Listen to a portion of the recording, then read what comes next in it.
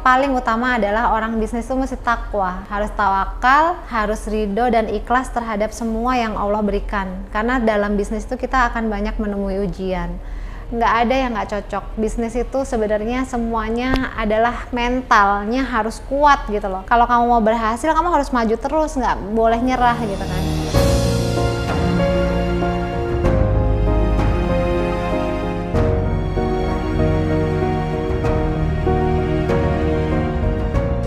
Saya balik ke Bekasi, langsung diantar sama bapak saya. Pada saat itu kita langsung, angkot udah di depan rumah itu penuh darah kan.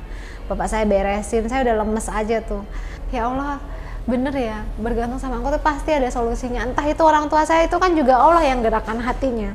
Di situ saya mulai yakin dan percaya bahwa setiap kita bergantung sama Allah, yakin aja pasti Allah gerakan. Saya Poppy Dian Hartini, saya pemilik X Hall yang bergerak di Telur saat ini sebagai distributor berwilayah di Tambun, Mustika Jaya. Ya, dari masa kecil saya sebenarnya saya sudah seneng dagang ya. Mungkin karena orang tua saya memang basicnya pedagang. Jadi dari SD, SMP, SMA sampai kuliah saya jualan terus. SD itu saya sewain buku, SMP itu saya jualan es teh manis, itu saya bikin plastikan-plastikan kayak es mambo itu di tokonya bapak saya, karena di situ ada banyak orang, jadi alhamdulillah di situ saya ngelihat peluangnya dan berjalan terus. Setiap hari saya pasti bikin es setiap pulang sekolah gitu kan ya. Nah terus pada saat SMA kuliah saya jualan batik baju tidur sama emping, karena home industry pada saat di kampung saya dulu emping kan. Nah di situ saya sampai bisa beli komputer sendiri untuk tes TA gitu kan, sampai beli printer, beli TV untuk saya di kos-kosan. Dari situ emang nggak tahu, naluri aja saya senengnya dagang gitu. Pada saat saya lulus, saya tadinya kepengennya extension, nggak pengen kerja dulu awalnya. Tapi melihat teman-teman saya pada saat lulus di Politeknik Undip itu kan rata-rata udah pada langsung kerja kan. Nah akhirnya saya bekerja, ngelamar, tapi pada saat saya ngelamar kerjaan itu saya udah kerja diterima di Abacus di daerah kawasan Cibitung situ ya, Bekasi. Nah itu saya ngerasa nggak nyaman gitu loh. Saya ngelihat, saya nginterview teman-teman yang udah senior saya melihat senior saya kok kayaknya biasa-biasa aja ya, sementara orang tua saya yang pedagang, yang saya lihat dulu bapak saya berjuang dari nol, percepatan kenaikan ibaratnya yang kalau kita lihat secara visualnya itu cepat gitu loh, dari yang tadinya sewa sampai beli ruko, sampai beli ini gitu kan, sampai bisa bikin rumah sendiri.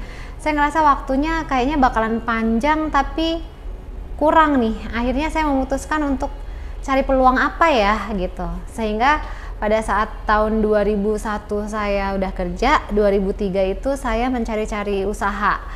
Nah di situ 2003 saya terinspirasi untuk punya angkot karena saya merasa kesusahan pada saat berangkat dan pulang kerja. Akhirnya saya beli angkot, saya interview tuh yang orang-orang di supir lah ya. Pada saat saya pulang kerja itu saya pasti pengennya duduk di depan, ngobrol sama supirnya, terus saya tanya angkot gimana sih, setorannya berapa sih gitu kan, belinya gimana sih, sampai saya mendapatkan informasi itu. Saya hitung-hitung, oh ternyata pada saat saya hitung-hitung kok kayaknya bakalan menguntungkan nih perhitungan saya, dengan setoran setiap harinya 100-200 ribuan lah ya pada saat itu. Saya merasa bisa buat nyicil dan saya punya modal untuk DP-in angkotnya gitu kan, pinjem bokap saya juga, pinjem bapak saya juga pada saat itu. Akhirnya saya hitung itu bisa untuk nanti tahun ketiga saya bisa punya angkot sendiri gitu.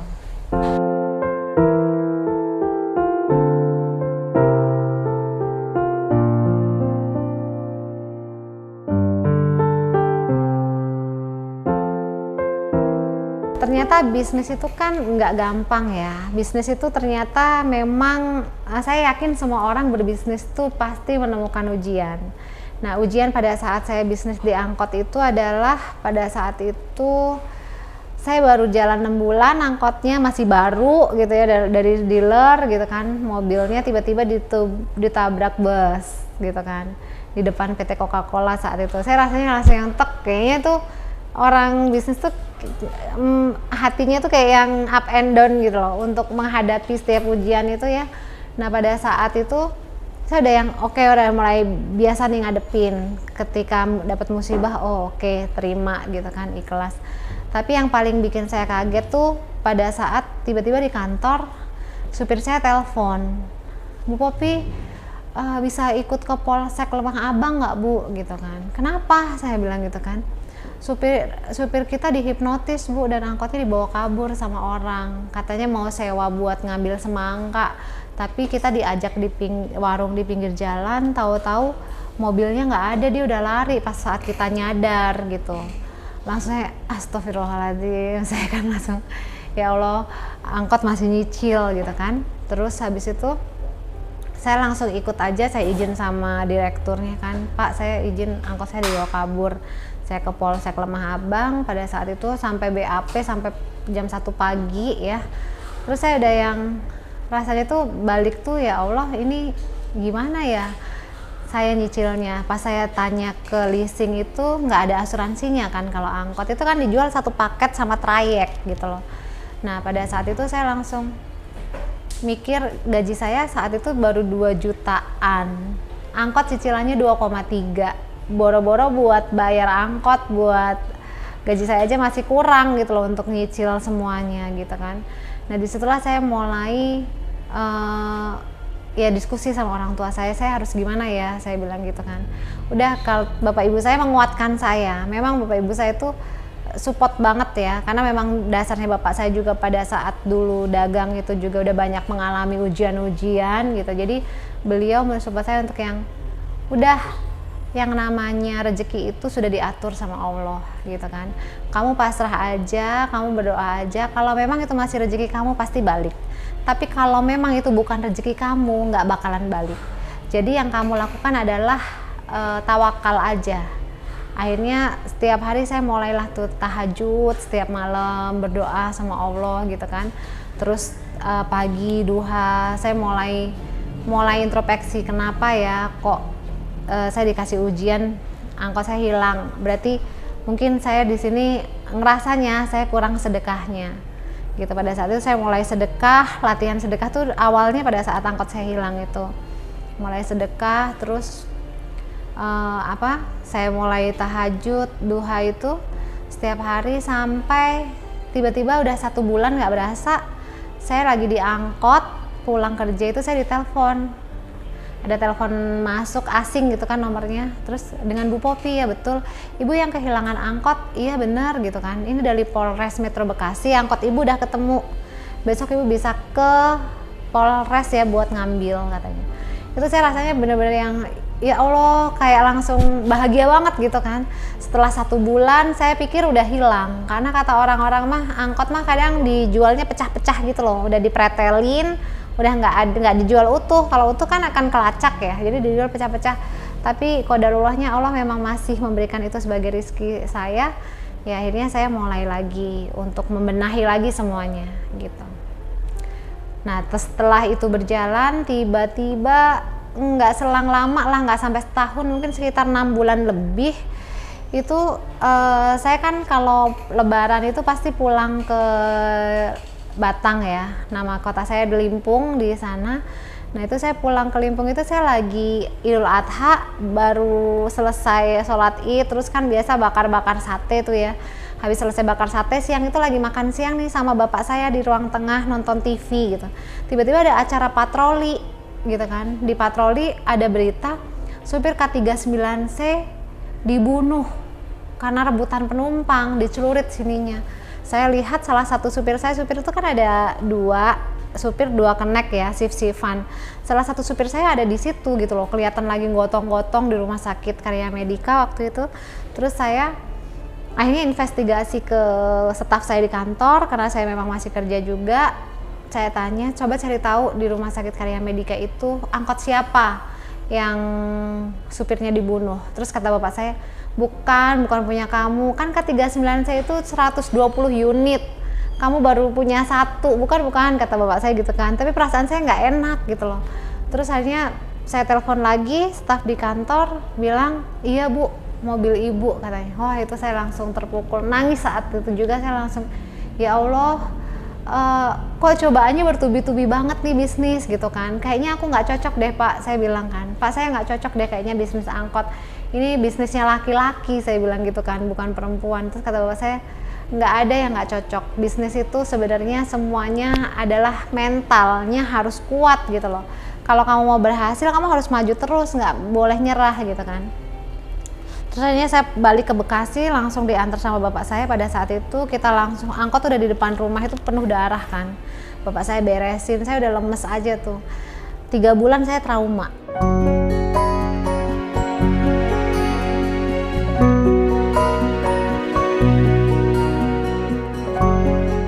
Akhirnya adik saya yang emang ikut saya di situ, dia kerja juga, dia ngurusin sementara 3 bulan. Tapi ternyata rasa trauma itu bisa sembuh. Setelah 3 bulan, akhirnya saya mulai mau untuk ngurusin lagi, sampai akhirnya saya masih berani beli angkot 1 lagi loh.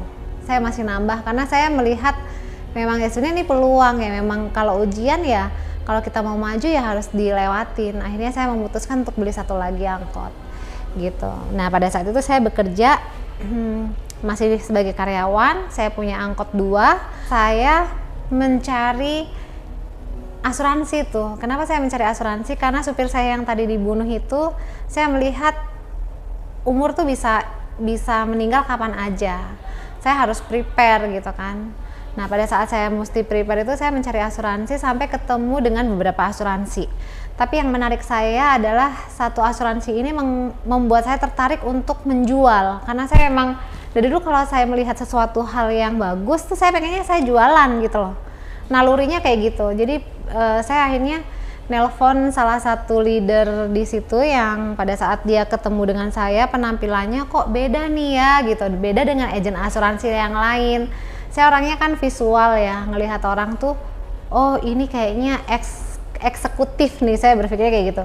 Income-nya banyak nih, mobil dia aja dibawain supir, laptopnya gitu kan, pada saat interview bawa mobil, terus supirnya ngebawain laptop. Di situ saya ngelihat kalau asuransi ini tidak memberikan uang banyak ke dia, pasti dia nggak mau kerjain. Tapi karena asuransi ini ngasih duit banyak, nah itulah yang mungkin saya ngelihatnya ini peluang. Nah saya di situ langsung nembak, pengen jadi agen asuransi, bagaimana caranya ya Bu? Saya bilang gitu. Disitulah akhirnya saya diundang ke salah satu presentasi bisnisnya. Saya ngelihat jenjang karirnya yang bisa percepatan 3 tahun bisa income 100 juta, itu langsung menarik buat saya. Di situ saya langsung ikutin, terus saya mulai prospecting lah ya, namanya saya nalurinya dari dulu udah dagang, udah marketing gitu, saya langsung prospecting. Setelahnya saya langsung belum seminggu saya tuh udah dapet 15 nasabah pada saat itu. Nah disitulah saya ngerasain income-nya dari asuransi. Terus saya berpikir kalau saya bisa berkarir di asuransi, kenapa enggak gitu. Akhirnya itu yang menginspirasi saya untuk keluar dari kantor saya pada saat saya sebagai karyawan. Setelah di asuransi saya mendapatkan income yang menggantikan income saya di kantor. Income saya di kantor yang udah 7 tahun tuh tergantikan dengan di asuransi yang nggak sampai 1 tahun pada saat itu. Jadi setelah tergantikan, saya langsung memutuskan untuk resign. Saya berkarir di asuransi, setiap tahun naik kelas gitu kan, sampai akhirnya saya berada di zona yang saya merasa sudah income saya sudah banyak nih gitu kan. Akhirnya saya memutuskan untuk beli rumah di Grand Wisata di Citrus Garden. Pada saat itu nilainya tahun 2012 itu saya beli sekitar 1,5-an.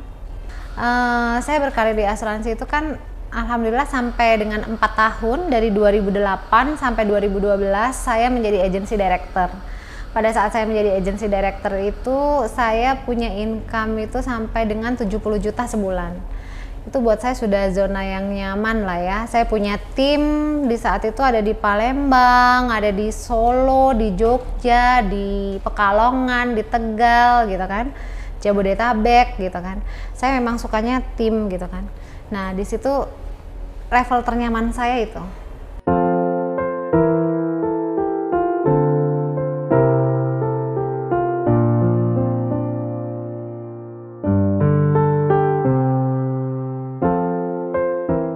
2012 sampai dengan 2016 itu kan emang posisi ternyaman saya gitu lah ya.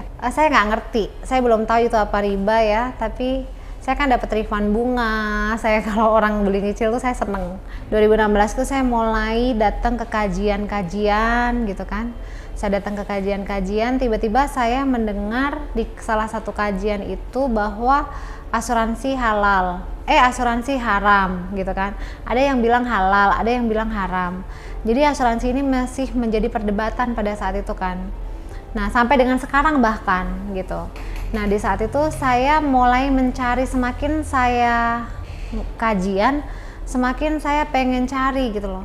Kenapa ya kok masih menjadi perdebatan gitu loh. Kalau babi kan haram-haram aja, telur halal ya halal aja. Nah, pada saat saya menemukan perdebatan ini, saya mulai tahu bahwa oh, yang masih menjadi perdebatan ini adalah syubhat gitu kan. Nah, syubhat itu kan sebaiknya ditinggalkan karena lebih condong ke haram. Nah, pada saat itulah saya mulai ragu, apakah saya ada di tempat yang benar, apakah saya berada di kerjaan yang Allah ridhoi ya. Dengan ujian saya yang kemarin-kemarin itu, saya flashback lagi, kayaknya ujian saya banyak gitu kan, yang sudah nimpa saya banyak gitu loh. Apa karena ini dari pekerjaan yang saya rasa saya meragukan gitu loh, ini halalnya tuh saya ragu gitu kan. Nah, pada saat sesuatu yang ragu itu saya mulai yakin untuk saya meninggalkan.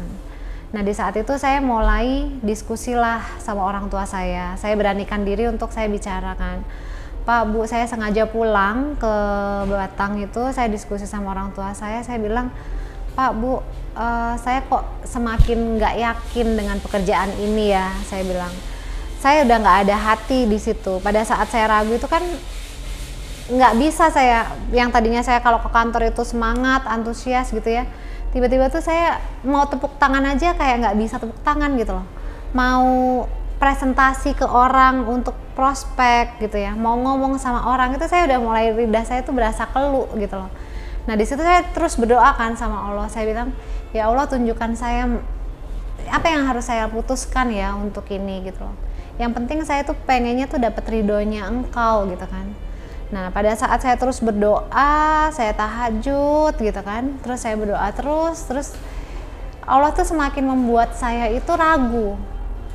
Semakin membuat saya ragu, bahkan sampai satu hari di saat saya keraguan saya yang benar-benar saya ragu banget itu, satu hari ada agent saya, teman kuliah saya gitu kan, yang menjadi agent saya, tiba-tiba dia telepon saya bilang, Pop, ini saya dimaki-maki orang nih Pop gitu kan. Dia masukin uang itu totalnya ada 4 polis buat anak istrinya sama dia, anaknya 2 kan. Itu masuk uangnya udah banyak, tapi ternyata di rekening tuh cuman ada sedikit Pop, nggak sampai 50% aja nggak sampai gitu loh. Terus dia, saya sampai mau disantet lah, apalah gitu kan. Terus di situ saya langsung bilang ke diri saya sendiri, ya Allah, tunjukkan ke saya kalau memang ini adalah petunjukmu untuk untuk saya meninggalkan, ya saya ikutin gitu loh. Karena pada saat itu saya benar-benar ada di keraguan loh, galau banget gitu kan. Terus habis itu saya datang ke kantor pusat, orang nasabah ini datang. Nasabah ini udah ngancam-ngancam mau menjelurit lah apa segala macam, dan ternyata bener di meja resepsionis itu dia tunjukin pisaunya. Dia nggak terima, dia bilang gini, saya nyari uang susah payah, dia bilang gitu kan, tapi uang saya nggak ada katanya, bahkan 50%-nya pun nggak ada. Kalian tuh bener-bener ibaratnya tuh ngezolimin saya, dia bilang gitu kan. Di situ saya tuh langsung yang terpukul, rasanya tuh saya langsung yang, ya Allah, apa nanti orang-orang akan datang ke saya buat minta pertanggungjawaban yang kayak gini ketika uangnya nggak sesuai gitu kan.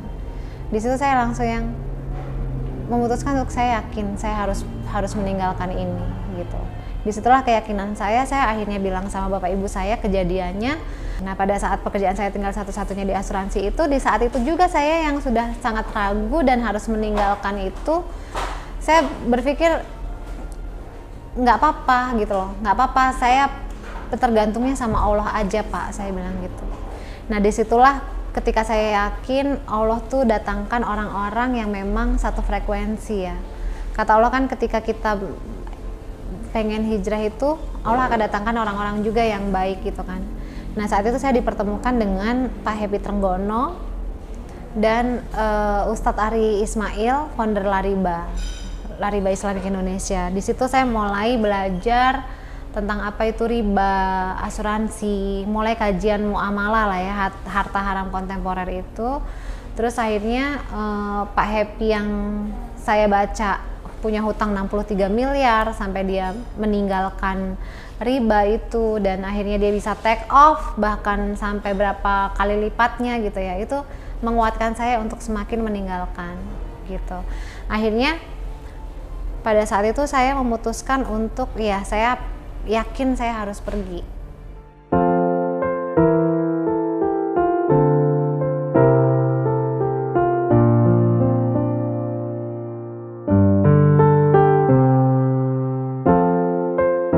Karena tadi saya sudah resign dari asuransi ya kan.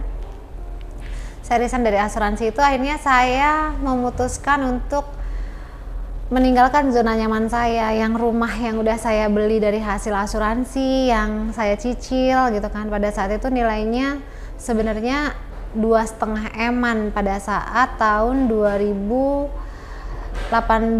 atau 2019 tuh ya, saya jual, saya lupa itu.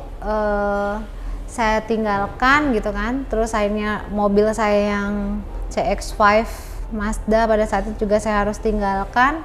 Akhirnya saya ngontrak rumah di rumah yang kecil di Grand Wisata juga. Terus saya ganti mobil yang kecil gitu kan, sampai saya punya uang sisa itu 400 juta tahun 2019 gitu kan.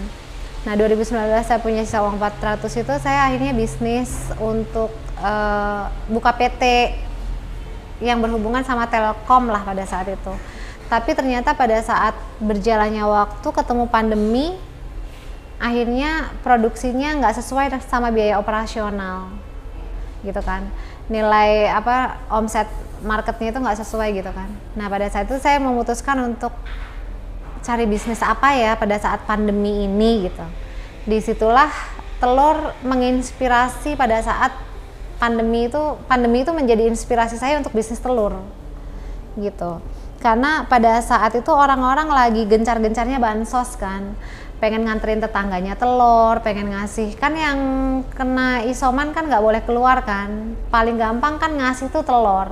Nah akhirnya saya broadcast tuh di grup, saya jual telur, dapat list order berapa ya, saya tes pasar. Nah pada saat saya tes pasar ternyata orderan saya itu sampai 1 ton gitu. Nah pada saat setelah 1 ton itu, karena memang dulunya adik saya juga peternak gitu kan, lingkungan bapak saya juga banyak peternak. Akhirnya saya bilang sama bapak saya tuh, Pak tolong cariin yang bisa kirim ke Jakarta dong, paling nggak 2 ton gitu. Nah saat itu bapak saya nyari, dapatlah tuh orang ngirim 1,8 ton. Yang 1 ton sudah laku, sudah punya orang yang 800 kilo.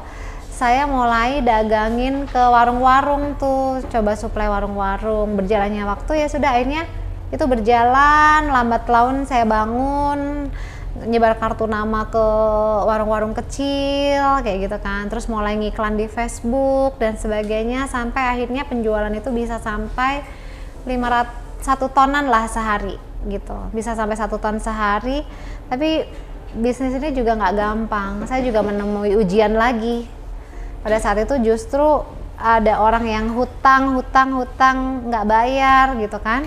Akhirnya malahan di April 2021 itu pembukuan uang di tabungan udah nggak ada, bahkan kita punya hutang ke kandang dan gaji karyawan belum dibayar.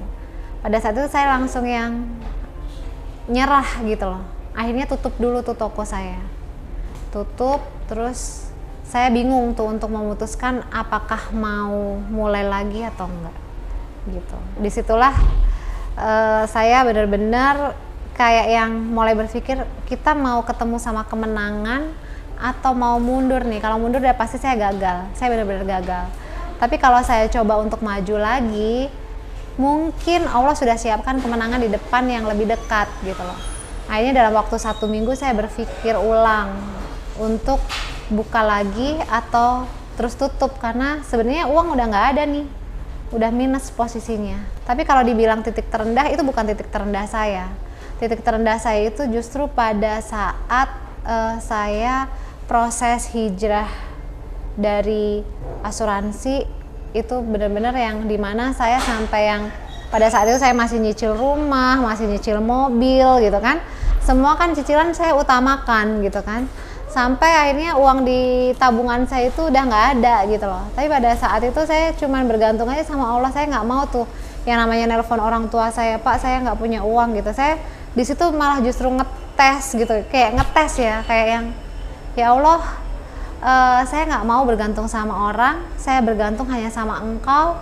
Habis sholat duha itu saya berdoa, saya bilang saya nggak punya uang nih buat makan hari ini, bagaimana ya Allah, saya bilang gitu. Saya hanya minta solusi sama Engkau. Tapi pada saat itu tiba-tiba orang tua saya telepon, kamu nggak punya uang ya katanya gitu, kayak ngerasa gitu loh. Terus saya langsung nangis kan, kok bapak tahu, saya bilang gitu kan. Iya kamu kalau nggak punya tuh ngomong dong, katanya bapak saya gitu kan.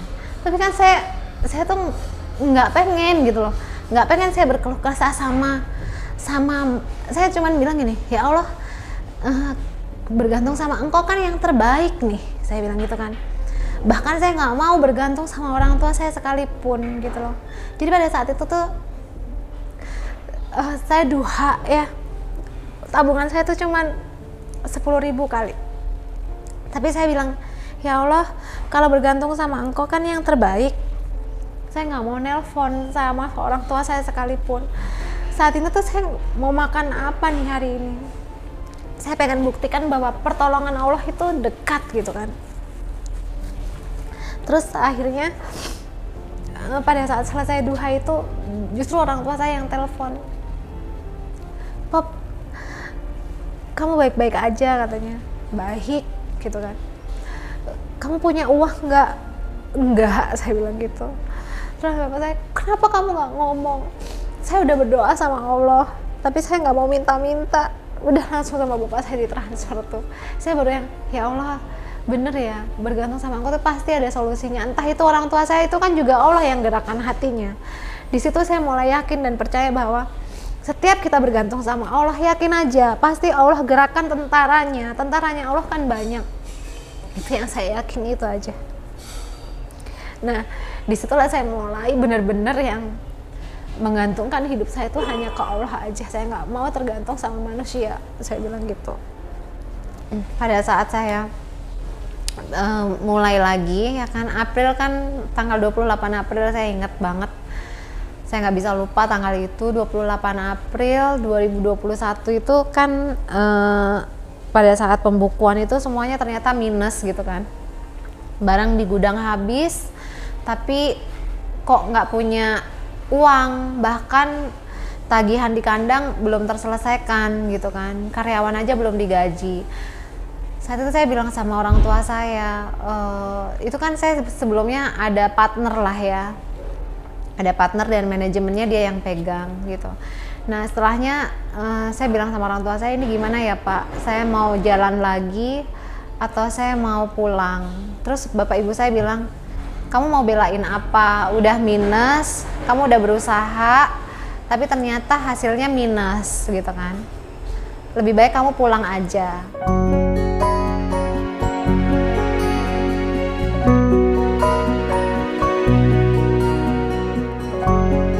Tapi saya berpikir ulang lagi, kalau saya menyerah, saya di sini berhenti, kalau kemenangan itu ternyata sudah dekat gitu ya. Saya selalu ingat orang tuh kayak ngegali emas gitu lah ya. Kita nggak tahu emas itu jaraknya udah berapa meter sama kita.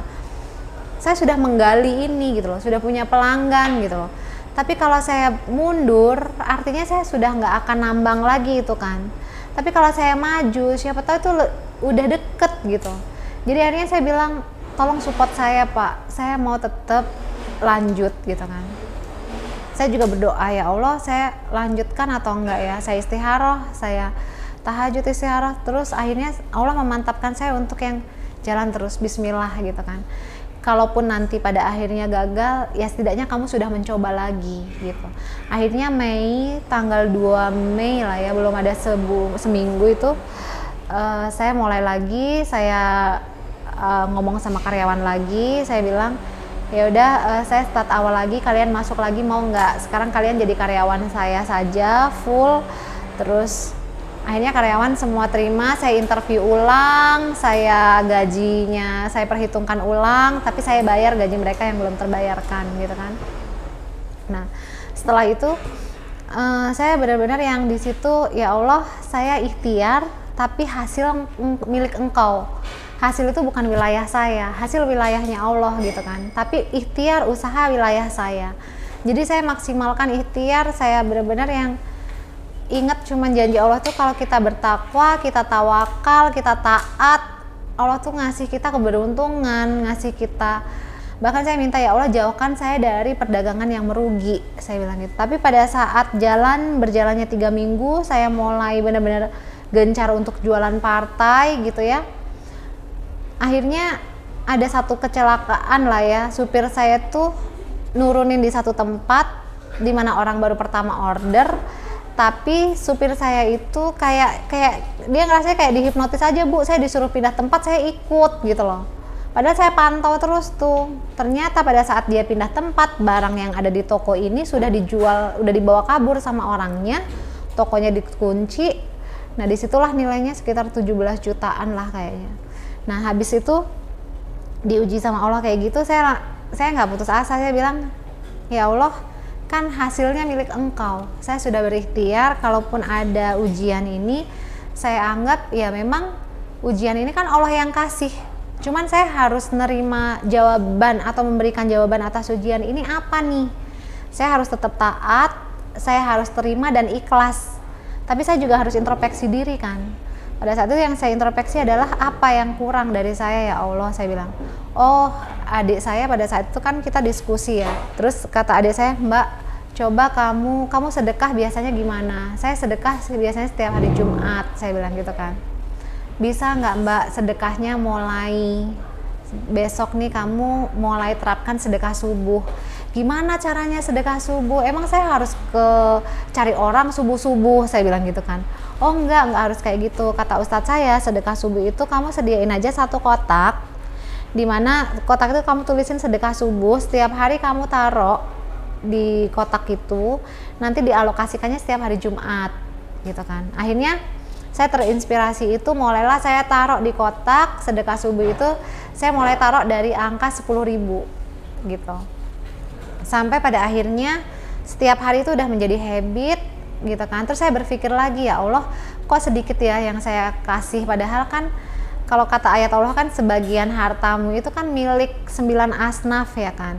Kalau sebagian itu kan harusnya banyak dong Pop, saya bilang gitu kan. Nah udah saya akhirnya makin lama makin saya tingkatin sampai saya tentukan 10% dari laba bersih yang saya terima setiap hari. Akhirnya saya karena pakai sistem, tadinya saya nggak pakai sistem, saya mulai pakai sistem pakai Olsera ya, di sistem di pembukuannya ketemu terus kan setiap harinya laba bersihnya berapa. Kalau saya untung 1,5 juta ya saya kasih 150, kalau untung 5 juta ya 500, untung 10 juta ya 1 juta kayak gitu.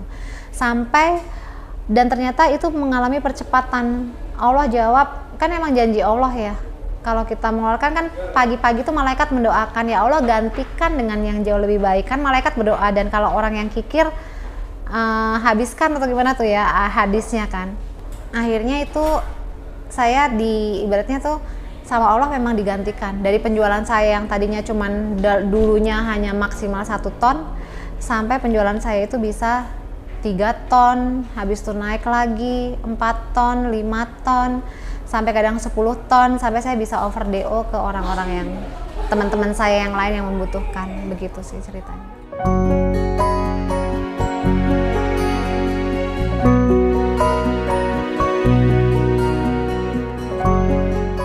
Kalau mereka pengen bisnis telur, mereka harus punya tempat gitu kan, punya tempat di mana tempatnya itu harus yang strategis. Strategis itu artinya yang padat penduduk dan gampang banyak dilaluin orang lah ya, jangan yang ngumpet gitu, supaya orang tuh lihat. Karena telur itu kan sebenarnya kebutuhan pokok yang orang semuanya butuh, semua orang di rumahnya di kulkasnya ada telur kan.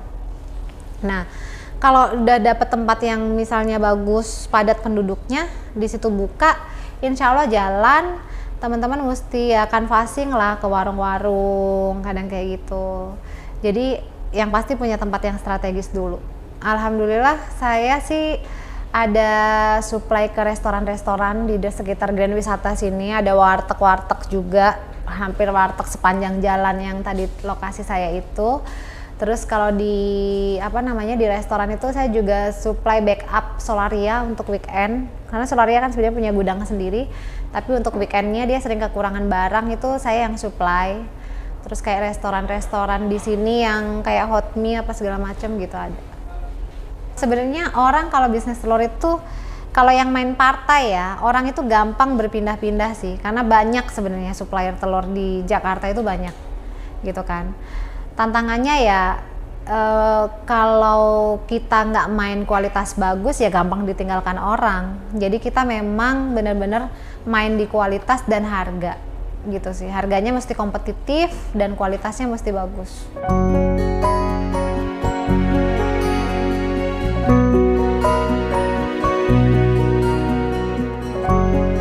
Buat teman-teman yang ingin memulai bisnis telur, mungkin belum tahu, teman-teman bisa cek di X_Hall, di situ ada kontak saya, gitu ya. Nah, teman-teman kalau untuk memulainya paling nggak punya tempat dulu deh di daerah yang strategis, padat penduduk, pilih di situ, gitu kan. Jualannya juga mulai bisa ecer, partai, grosir, kayak gitu.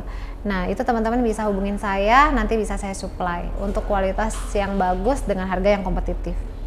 Sebenarnya bisnis itu bukan soal untung rugi, tapi bisnis itu juga soal halal haram.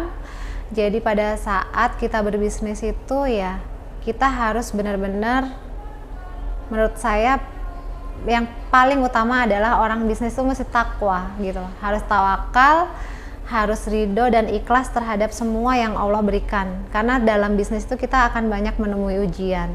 Pada saat kita menjalani bisnis itu jangan gampang menyerah, karena kalau menyerah itu ya udah pasti gagal gitu loh. Tapi kita harus selalu berani mencoba lagi untuk terus maju gitu loh, sampai di titik yang paling maksimalnya kita ikhtiar itu ya mesti bagaimana, ibaratnya kaki di kepala, kepala di kaki lah ya gitu. Tapi jangan lupa bahwa kita benar-benar harus bergantung sama Allah aja. Dan hasilnya itu kan bukan wilayah kita ya, hasil wilayah Allah. Kalau kita sudah pasrah, kalau kita sudah ikhlas terhadap ujian yang datang di kita, insya Allah pasti akan kasih yang terbaik kok gitu. Kan sepanjang ujian itu kan sebenarnya kalau menurut saya ujian itu adalah kuncinya kita ridho dan ikhlas pada saat menerima ujian. Nggak protes, nggak ngeluh. Kalau masih jawabannya protes, ngeluh, kayaknya diuji lagi deh. Tapi kalau kita sudah oke, ya Allah, saya terima, saya ikhlas, saya ridho akan setiap ujian Engkau, dan saya akan tetap lanjutkan ikhtiar ini, bagaimanapun hasilnya saya serahkan kepada Engkau. Insya Allah Allah akan kasih jawaban yang paling indah.